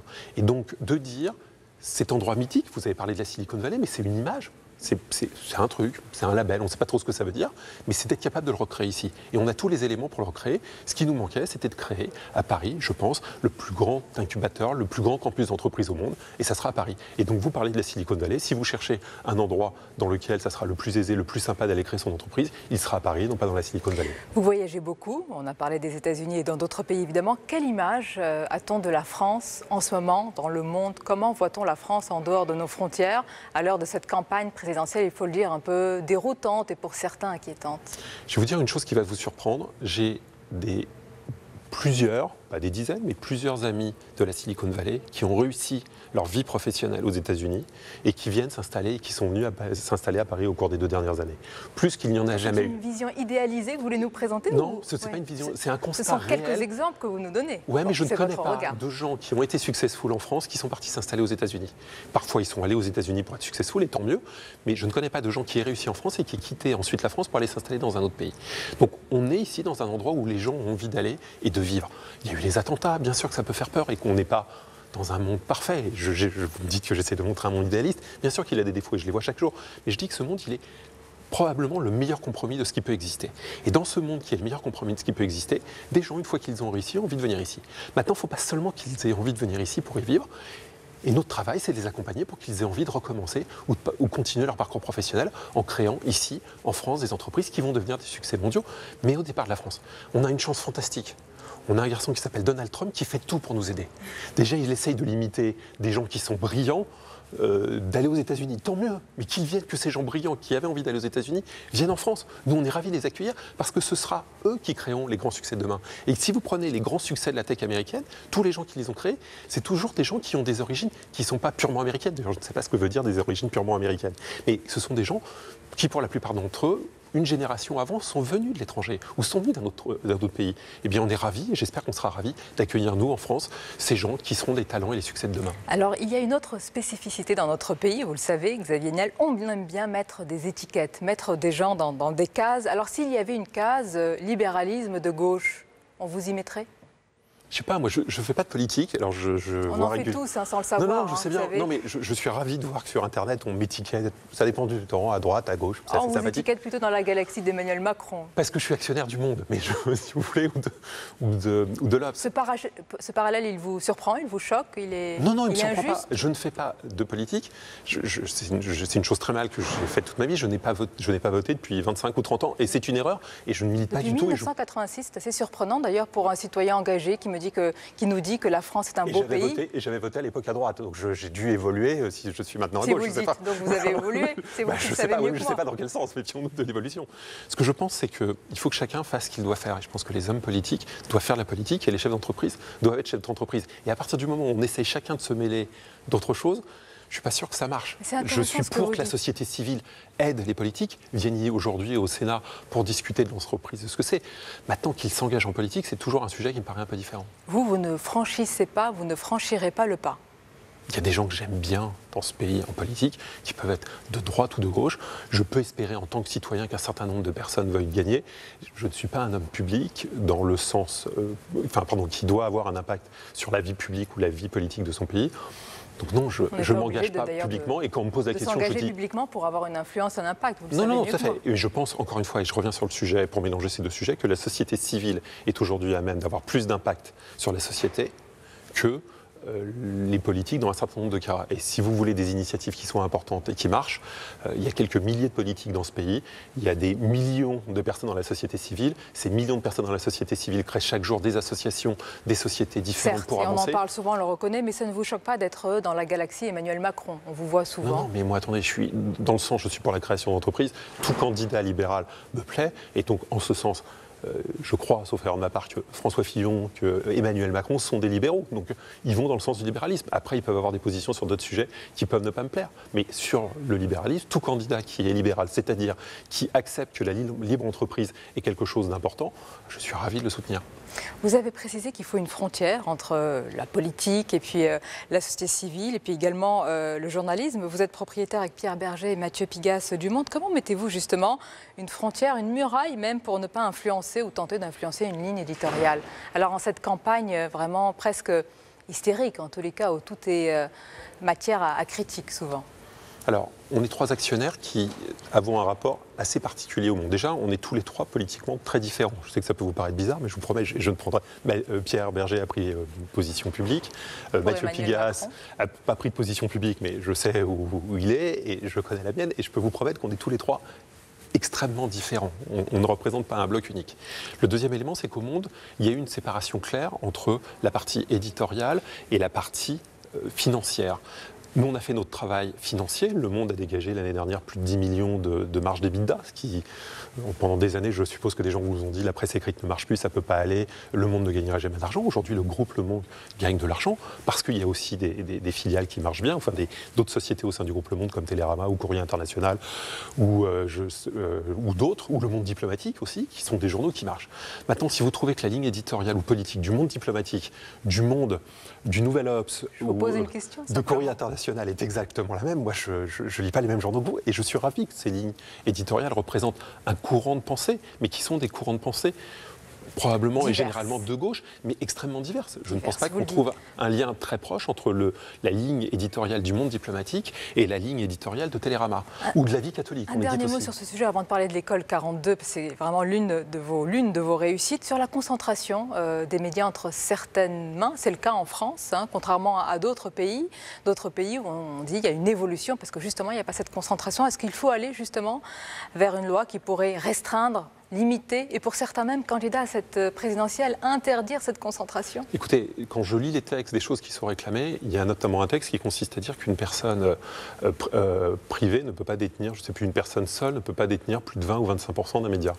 Écoutez, nous au Monde, en tout cas, on est dans ce cas-là puisque nous avons que 66% du capital, et sur ces 66% du capital, ils sont partagés en 4, entre les 3 personnes que vous avez citées, le groupe Prisa. Donc si vous voulez, notre intérêt capitalistique au Monde, c'est, je sais pas, 15% ou quelque chose comme ça. Donc pour nous, j'ai entendu qu'il ne fallait pas qu'une personne, là, un des candidats... Là, vous êtes en train de nous dire que ça va s'arrêter là, votre appétit dans ce domaine? On n'est pas là pour contrôler, on est là pour aider une presse à exister et à avancer. Après qu'il y ait des fantasmes divers, j'ai pas de problème. Il y a 3 mois, on nous disait, vous soutenez effrontément François Hollande. Maintenant, semble-t-il, Le Monde soutiendrait effrontément ou sans limite Emmanuel Macron. Je ne sais plus, moi je n'ose plus rien dire. Parfois, ce n'est pas contradictoire entre ces deux hommes. Interrogez-les, j'ai parfois l'impression que je peux avoir l'impression qu'un ne s'est pas présenté à cause de l'autre. Parlons des réalisations concrètes. Alors, Xavier, il y a l'école 42, une école atypique de développement, de programmation informatique que vous avez fondée en 2013 déjà. Beaucoup la décrivent comme l'école de demain parce qu'elle applique, selon vous, l'économie collaborative à l'éducation. Ça, c'est assez innovant. Alors, ce n'est pas la réponse à tous les problèmes de l'éducation. C'est juste de dire que dans un métier qu'on connaît, c'est-à-dire le codage informatique, là, on les fait des logiciels informatiques. Dans ce métier-là, on est capable d'apprendre à des gens d'une manière différente. Et donc, l'idée, c'est de leur dire, on va être capable de vous apprendre ce métier, de vous garantir un job au bout, parce que si vous voulez il nous manque, je sais pas, 10 000 gens qui savent coder par an chaque année en France, probablement plusieurs millions dans le monde, et bien on est capable de vous faire un savoir, de vous apprendre quelque chose sans professeur. C'est-à-dire que même si vous êtes réfractaire à des cours formels, eh bien on est capable de vous apprendre d'une manière différente un métier. Et on va le faire d'une manière qui ne ressemble pas à une école, c'est-à-dire que c'est un lieu ouvert 24 heures sur 24. Les gens qui y sont, ils vont quand ils le souhaitent. Le soir de Noël, je crois qu'il y avait 500 jeunes dans l'école. Donc vous êtes dans quelque chose qui est complètement différent, où les jeunes vont apprendre entre eux. Et ils vont même se noter entre eux. Donc on va pratiquer quelque chose qui est complètement différent. Encore une fois, ce n'est pas applicable à l'ensemble de l'éducation telle qu'elle est pratiquée en France. C'est juste, dans ces métiers-là, à cet instant-là, maintenant, à cet endroit-là, on est capable d'apprendre en peer-to-peer. C'est-à-dire que deux personnes soient capables d'échanger et de s'apprendre entre eux, avec des méthodes complètement différentes, mais au bout avec un succès qui est là, qui marche. C'est une école qui en France a 3000 jeunes. Vous parliez tout à l'heure de la Silicon Valley, eh bien, on a été apprendre à faire ça dans la Silicon Valley parce qu'ils n'étaient pas capables de former des jeunes. Donc on a recréé cette même école là-bas, on leur apprend à former ces jeunes parce qu'ils n'avaient pas le savoir-faire au sein des États-Unis. Vous savez que dans beaucoup d'activités, on a besoin des Français pour apprendre à d'autres pays à faire des choses. Et vous avez là un très bon exemple. Eh bien, on leur apprend à faire ça et on a monté cette même école aux États-Unis. Vous avez dit le mot-clé, formation. J'imagine que pour l'autodidacte que vous êtes, le sujet de la formation est essentiel, l'apprentissage est essentiel. En France, il y a une telle inadéquation parfois entre ce qu'on a appris à l'école, même si on n'a pas un niveau forcément élevé, et le travail qu'on voudrait accomplir. Ça reste encore un sujet vraiment dont il faut vraiment se saisir dans cette campagne, par exemple, et même au-delà. C'est sûr que ce n'est pas toujours évident d'apprendre ou de pousser des jeunes vers une filière dans laquelle ils ne vont pas apprendre quelque chose qui leur permettra d'avoir un métier le lendemain. Non, chez Caron, on leur dit voilà, on est un métier dans lequel il y a une demande illimitée. Et sur la base de cette demande illimitée, on va vous apprendre quelque chose et on va vous garantir un job. Et une formation qui ne vous garantit pas un job, vous créez de nouveau un élément un peu anxiogène pour des jeunes. Pour conclure de manière un peu plus personnelle, Xavier Niel, selon vous, quel est le meilleur passeport pour réaliser ce qu'on veut dans la vie? Vous n'aviez, je crois, qu'un bac en poche et un ordinateur offert par votre père à l'âge de 15 ans, je crois. J'ai eu donc la chance, vous avez les deux bonnes choses, c'est d'avoir une famille qui vous aide, ça c'est une vraie chance, mais on ne l'a pas tous. Et puis après, peut-être un tout petit peu de volonté. Et ça me ramène à la manière dont on sélectionne les jeunes chez 42. Il y a 70 000 jeunes qui, chaque année, vont chez 42 et on leur demande deux choses. La première, c'est d'avoir attrapé l'ADN de la logique que leurs parents leur ont donné. Et ça, c'est une chance, mais on n'y peut rien. C'est vraiment de la chance. Et puis le deuxième élément, on va les faire venir un mois dans l'école, on va les faire travailler 450 heures pendant un mois. Et là, on va tester leur motivation. Donc je pense que si on a un bon ADN et donc de la chance d'avoir eu des parents qui vous ont transmis ce bon ADN et un peu de motivation, on a tout en France sur tous les autres sujets pour s'en sortir. C'est aussi la leçon que vous transmettez. Merci beaucoup, Xavier Niel, pour cet entretien. On arrive presque à la fin de cette émission. Comme d'habitude, à suivre, ce sont les moments choisis sur Public Sénat.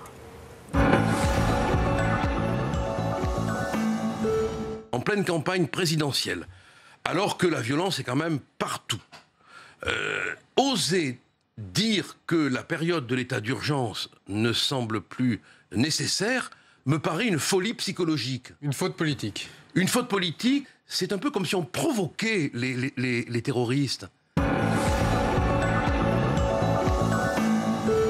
Je soumettrai à référendum la reconnaissance du vote blanc et l'extension du droit de vote aux étrangers non communautaires pour les élections locales. Je veux que ce soit fait immédiatement après mon élection, parce que je ne veux pas tergiverser sur ces questions-là. À 38 ans, ce père de 6 enfants survit grâce au salaire de sa femme, aide-soignante.